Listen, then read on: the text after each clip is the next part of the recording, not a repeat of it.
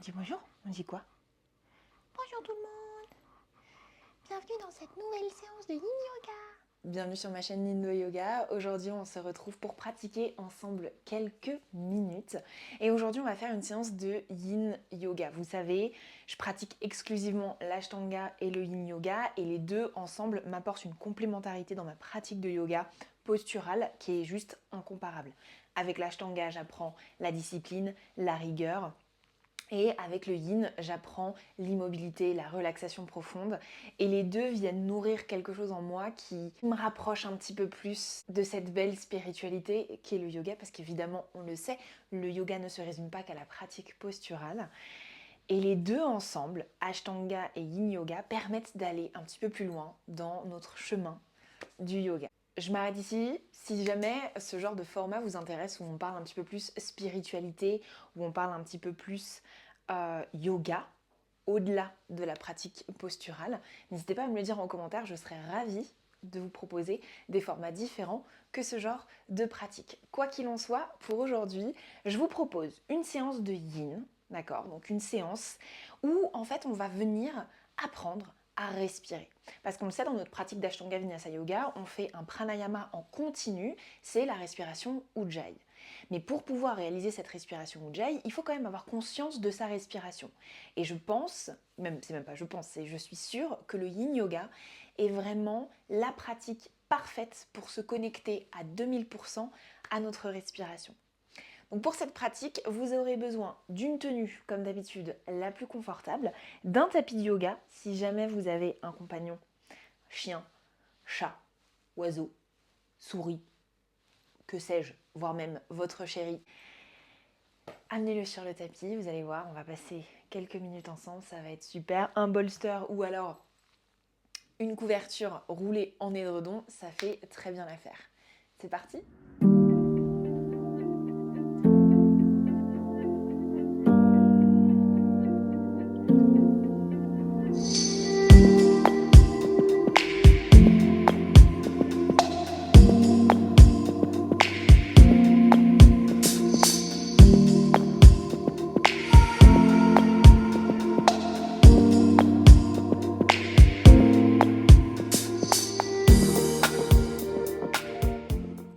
Une fois que tu es confortablement installé sur ton tapis, tu vas pouvoir me rejoindre en tailleur. Tu peux comme moi surélever un petit peu ton bassin avec un bolster ou alors un plaid, voire même un oreiller, ça fait très très bien l'affaire.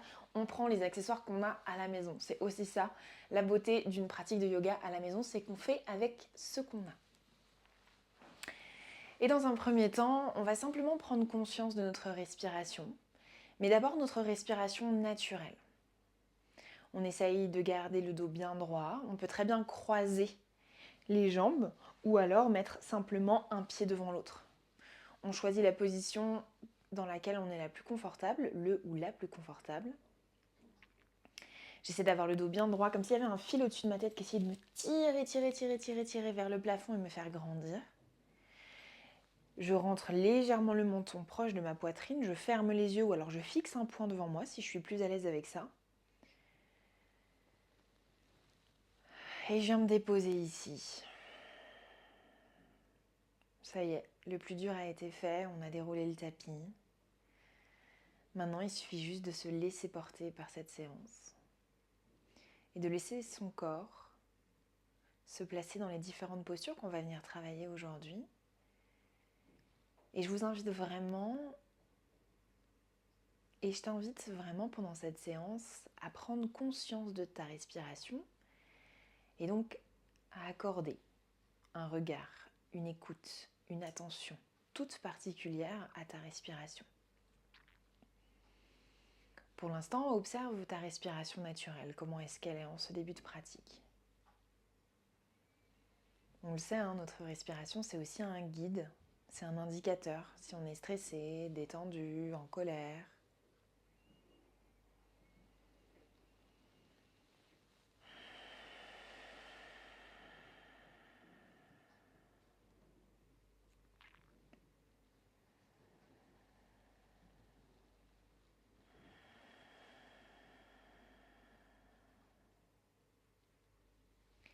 Et puis au fur et à mesure, on va commencer à approfondir sa respiration. On ne cherche pas à gonfler le ventre, à diriger sa respiration vers le bas ou vers le haut, peu importe. Là, on laisse vraiment juste sa respiration s'exprimer, mais on essaye au fur et à mesure qu'on inspire et qu'on expire d'approfondir, d'allonger ses inspires, d'allonger ses expires.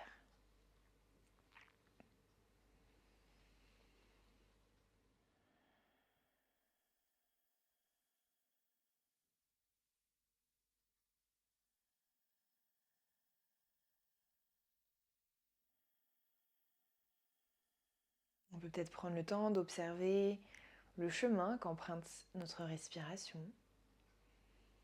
Elle passe par le nez, la gorge, les poumons, et elle descend jusque dans le bas-ventre. Quand elle ressort, elle fait le chemin inverse, ventre, poumon, gorge, narine. J'essaie de défoncer les sourcils, desserrer la mâchoire et au besoin, je me réajuste si je sens que je me suis légèrement voûtée à mesure que je me concentrais sur ma respiration.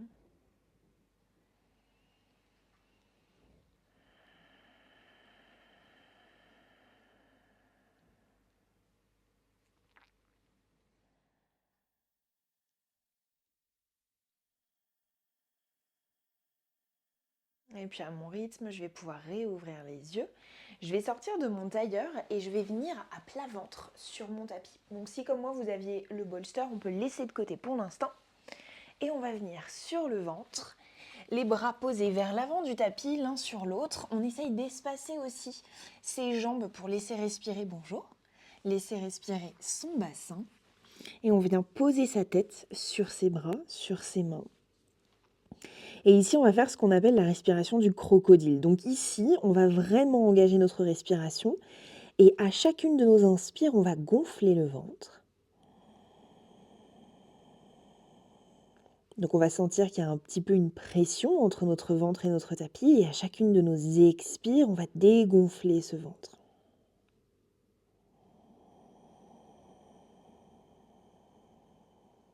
Et on reste ici quelques instants. On essaye de détendre l'intégralité du corps. Il n'y a vraiment que le ventre qui bouge.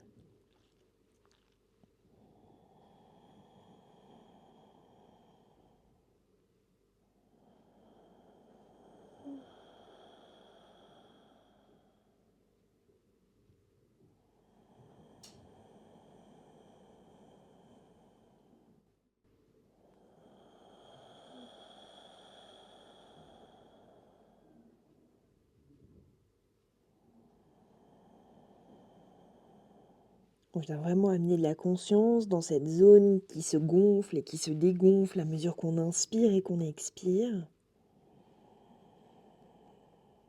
On essaye d'intégrer cette respiration profonde. On essaye de visualiser le chemin que notre respiration prend. Et on va essayer de prendre cette intégration, de prendre ce chemin qu'on visualise et de l'amener dans toutes les postures suivantes qu'on va réaliser. Donc moi, ce que je veux ici, c'est que vraiment tu observes ta respiration, tu ressentes ce qui se passe dans ton corps pour que pendant toutes les prochaines postures, tu puisses recruter cette respiration et qu'à mesure qu'on avance dans la séance, ta respiration devienne plus facile peut-être à recruter, plus consciente.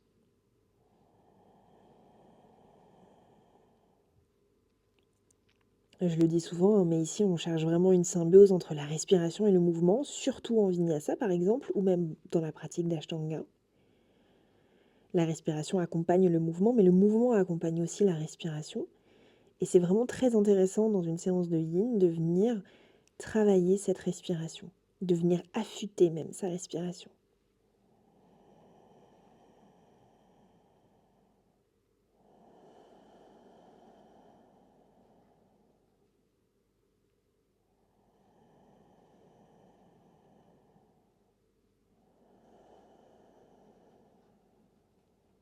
À ma prochaine inspire, je vais relever la tête. placer mes mains au niveau de ma poitrine, crocheter mes orteils et je vais simplement venir à 4 pattes sur mon tapis. Mes paumes de main espacées largeur d'épaule, mes pieds espacés largeur de bassin. Et je vais venir inspirer, éloigner ma jambe droite vers l'arrière du tapis. J'essaie vraiment d'être en posture neutre ici. Mon dos n'est pas cambré, mon dos n'est pas arrondi non plus. Mes orteils droits pointent vers mon tapis. J'inspire ici et à l'expire, je vais venir amener mon pied droit entre mes mains. Donc si jamais ma jambe elle reste bloquée au milieu de mon tapis, c'est pas grave, je l'accompagne, je prends mon temps, je décompose. Ici, on va venir chercher... Oh, ta queue, elle me dérange, Ouzou. Non, mais tu peux rester, mais ça me dérange juste un peu. On va venir chercher la posture du dragon. Donc mon genou droit est aligné avec ma cheville droite. Mes mains pour l'instant sont de part et d'autre de mon pied posé sur mon tapis et mon pied gauche, mon tibia, est vraiment posé sur mon tapis. Soit je reste ici et j'essaye d'étirer la colonne et je regarde devant. Sinon, si je sens que je suis un peu trop en train de m'affaisser, pourquoi pas recruter de la force, ancrer bien sa jambe gauche et son pied droit dans le tapis, entrelacer les mains et venir poser ses mains juste au-dessus de son genou droit. Et on reste ici dans la posture, on respire. J'essaie vraiment d'amener mes hanches au même niveau, les amener parallèles à mon tapis. Et je procède à tous les ajustements nécessaires.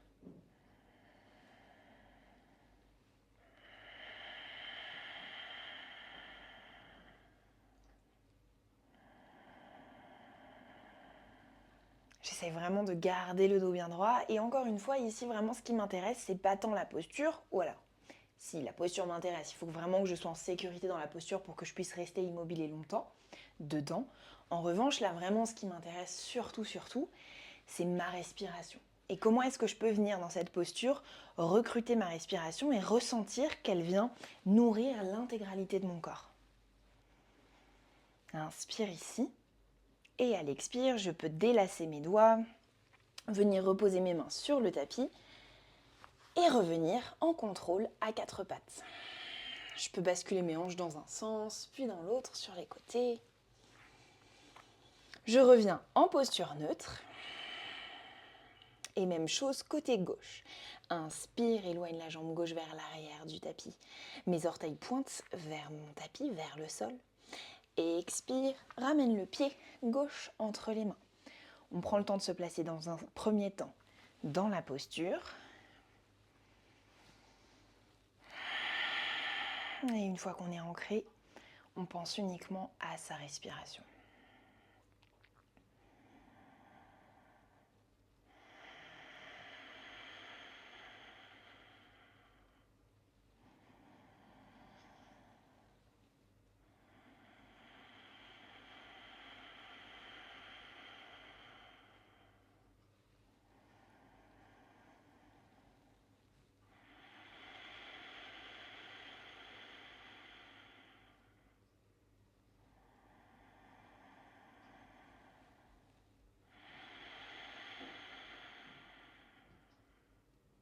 À chacune de mes inspires, je me grandis et à chacune de mes expires, je rentre plus profondément dans mon immobilité et dans la conscience de ma respiration.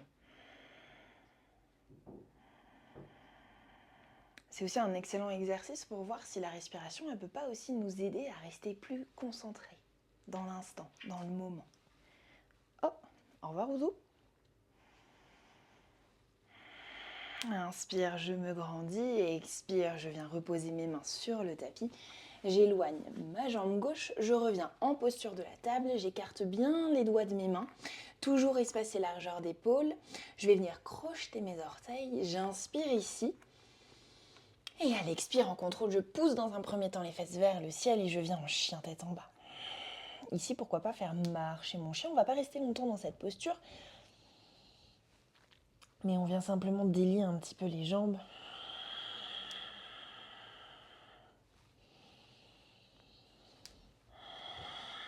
Et puis à mon rythme, peut-être que pour une respiration, je peux rester complètement immobile.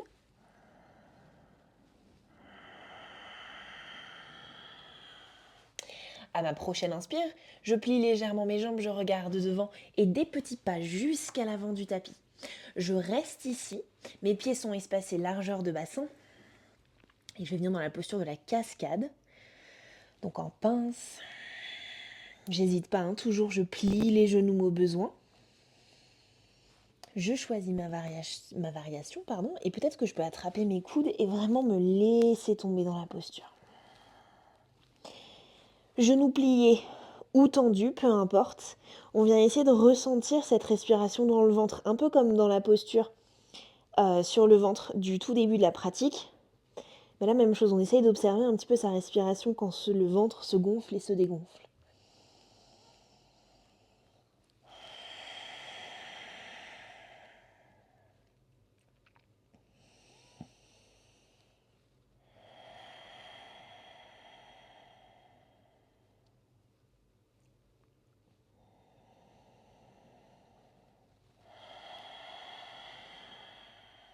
À ta prochaine inspire, je ramène les mains les mains sur mon tapis. Et puis un pied après l'autre, je vais revenir à quatre pattes. Une fois que je suis à quatre pattes, je vais ensuite venir à plat ventre. En contrôle, je descends. Et ici, je vais venir chercher la posture du sphinx. Mes avant-bras vont venir se poser sur mon tapis, mes jambes sont espacées pour laisser respirer la zone des lombaires. J'écarte bien les doigts. Et ici, je peux rester comme ça. Si j'ai envie d'un petit peu plus de confort et activer de manière passive la cambrure de mon dos davantage, peut-être que je peux prendre mon bolster, mon oreiller ou alors mon plaid que j'ai roulé façon burrito. Hop, je le mets sous ma poitrine. Et je reste ici, je peux même fermer les yeux. J'essaie de pas trop m'affaisser, d'accord? Et de pas rapprocher trop mes épaules de mes oreilles. Mais je viens quand même chercher une ouverture de poitrine aussi, hein.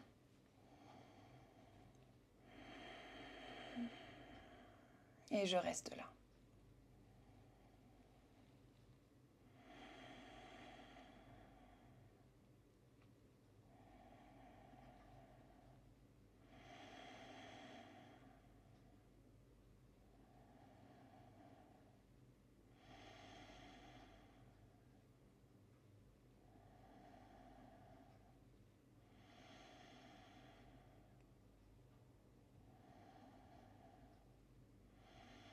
On va rester à plat ventre, mais pour sortir de la posture, je vais tendre mes bras, enlever l'édredon, le bolster, l'oreiller, peu importe. Et je vais revenir sur le ventre, comme au début. Sauf que cette fois-ci, je vais venir lever ma jambe gauche, l'amener presque à 90 degrés, d'accord? On vient dans la posture de la demi-grenouille et je reste ici. On vient chercher ici du confort dans l'inconfort. Mais quand je parle d'inconfort, je parle d'un confort peut-être mental. Si l'inconfort est physique, alors dans ces cas-là, on ajuste et on baisse peut-être un petit peu sa jambe. On n'est pas obligé d'aller si haut que ça. Mais j'essaye tout de même d'aligner mon genou avec ma hanche.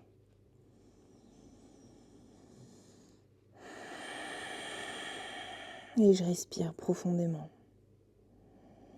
J'observe ma respiration et décidément aujourd'hui, est-ce que quand cet inconfort commence à se manifester, cet inconfort mental où je reste un peu trop longtemps dans cette posture, que mes pensées commencent à se bousculer et que j'aimerais faire autre chose que d'être dans cette position, comment est ma respiration? Est-ce que ma respiration s'accélère? Est-ce que je continue à en avoir conscience?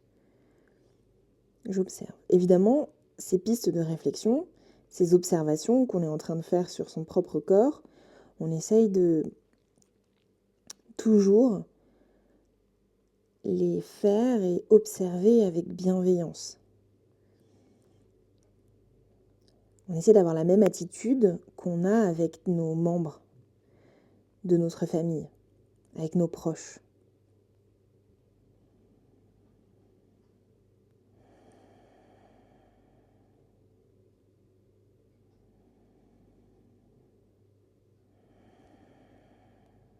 En contrôle, Je vais tendre ma jambe gauche, la ramener sur mon tapis. Et même chose, cette fois-ci, côté droit. Je prends le temps de me placer dans la posture et je reste là.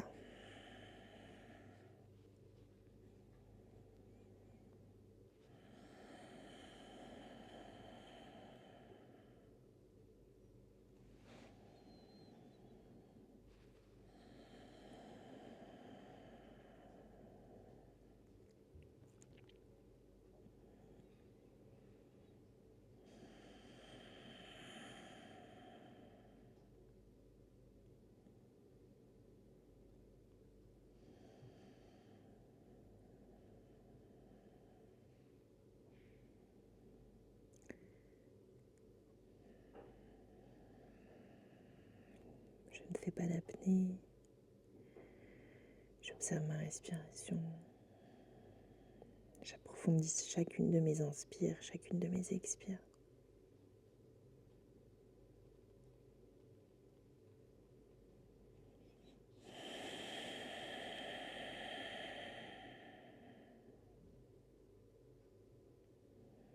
Et puis en contrôle, je vais venir tendre ma jambe, redresser ma tête, amener mes mains au niveau de ma poitrine.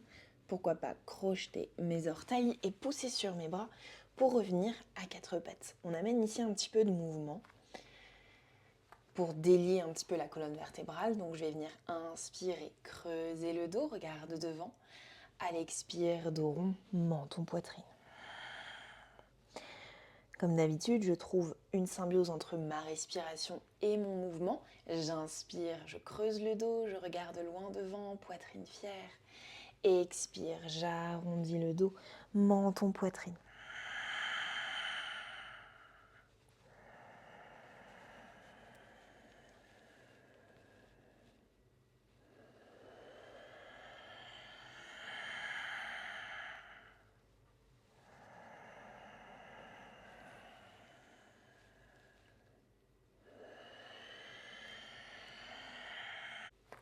Une fois qu'on est retourné en posture neutre, en posture de la table, je vais venir coller mes orteils, espacer mes genoux. Largeur de tapis, pousser mes fesses vers mes talons et venir chercher Balasana, la posture de l'enfant. Et je reste ici.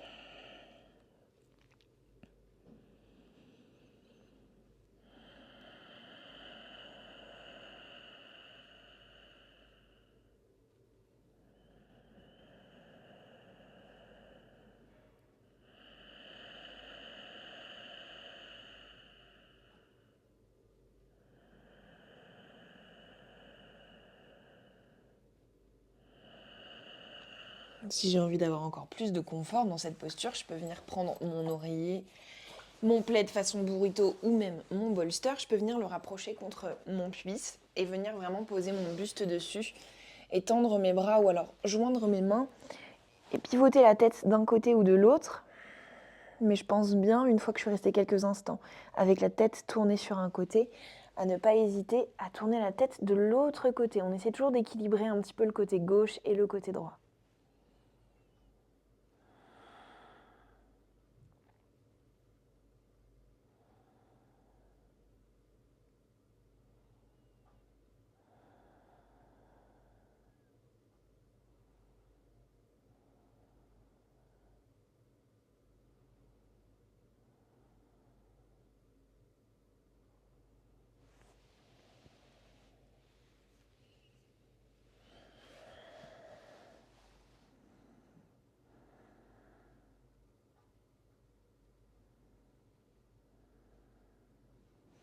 Et puis à mon rythme, je vais pouvoir me redresser vertèbre par vertèbre, joindre mes jambes, pivoter mes pieds dans un sens ou de l'autre et venir m'asseoir et m'allonger sur mon tapis. Je rapproche mes jambes contre mon buste, je peux même les entrelacer, me faire un petit massage au niveau du bas du dos en basculant mon corps sur les côtés.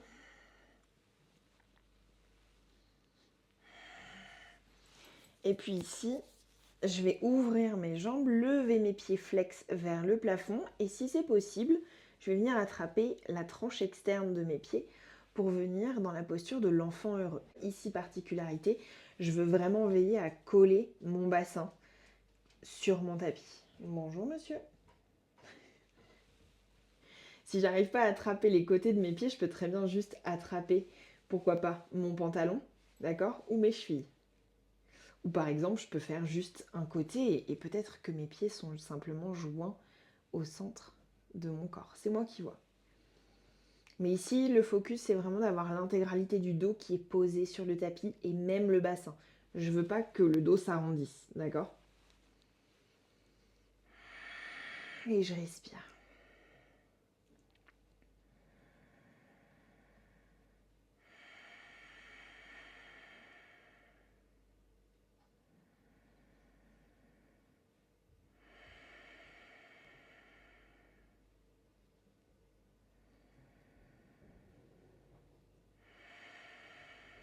Et puis tranquillement, je vais pouvoir lâcher le côté de mes pieds, reposer mes pieds sur mon tapis, tendre une jambe, puis l'autre, et venir trouver Shavasana. Ici, mes mains, elles peuvent venir se poser sur mon ventre pour être encore davantage connectées à ma respiration.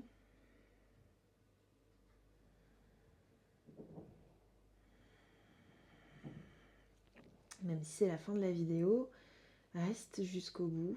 Shavasana, c'est vraiment la posture la plus importante d'une pratique parce que c'est celle qui nous permet d'intégrer tout ce qu'on vient de demander à notre corps de réaliser et même à notre mental, et d'autant plus en yin,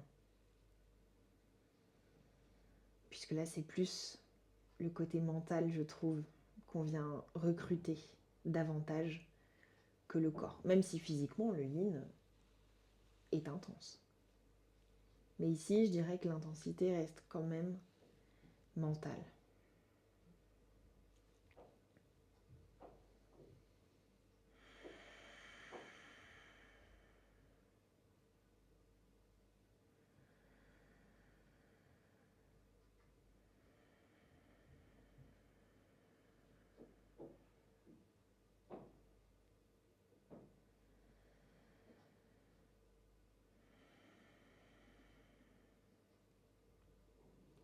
Et à mesure que je m'ancre dans mon Shavasana, peut-être que je peux laisser ma respiration ralentir et venir retrouver mon rythme naturel.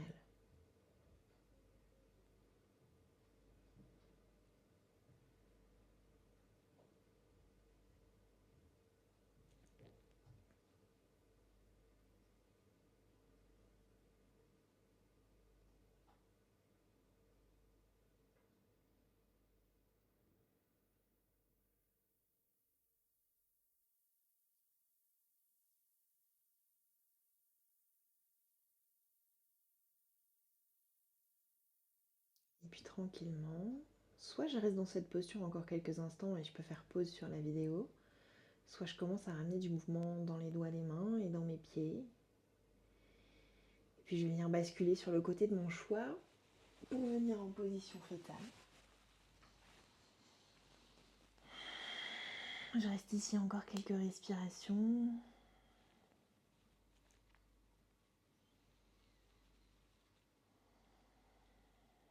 Et puis je vais ancrer ma main qui est posée sur mon tapis. Je garde les yeux fermés, je vais venir me redresser, venir m'asseoir en tailleur. Et puis mes paumes de main vont naturellement venir se placer en namasté au niveau de ma poitrine. Merci de m'avoir accompagnée pendant cette belle séance. Merci pour l'énergie partagée, même à travers un écran. Tu peux partager cette pratique à une personne dans ton entourage qui en aurait peut-être besoin. Inspire, les paumes de main toujours en namasté vont pouvoir venir au niveau du troisième œil, au niveau du front. Et à l'expire, tu vas pouvoir incliner légèrement la tête. Om. Et voilà, encore une fois, merci beaucoup de m'avoir accompagnée pendant cette séance. C'était vraiment super et même à travers un écran, il y a une énergie, il y a une transmission qui se partage. On est des milliards sur Terre à pratiquer le yoga et si on essaye de se concentrer, d'être plus conscient, eh bien finalement on se rend compte qu'on pratique tous ensemble et que l'énergie, elle est décuplée et ça même à travers un écran. Si jamais tu as envie d'aller un petit peu plus loin avec moi, tu as envie d'affûter ta discipline, ta rigueur, tu cherches une pratique qui te permet de t'ancrer sur ton tapis, mais qui te permet aussi de grandir à l'extérieur de ton tapis, de devenir plus discipliné, plus rigoureux, plus conscient de ton corps, mais aussi de ton esprit, je t'invite à rejoindre Nindo Flow. C'est mon abonnement de yoga mensuel où on pratique en ligne 2 fois par semaine, 1 h 30 de l'Ashtanga Vinyasa Yoga et du Yin Yoga. Si jamais ça t'intéresse, n'hésite pas à m'écrire en commentaire. Tu peux aussi très bien m'écrire en DM via Instagram, @nindoyoga. Je serai ravie de répondre à tes questions et de t'y retrouver sous de nouveaux formats. À bientôt!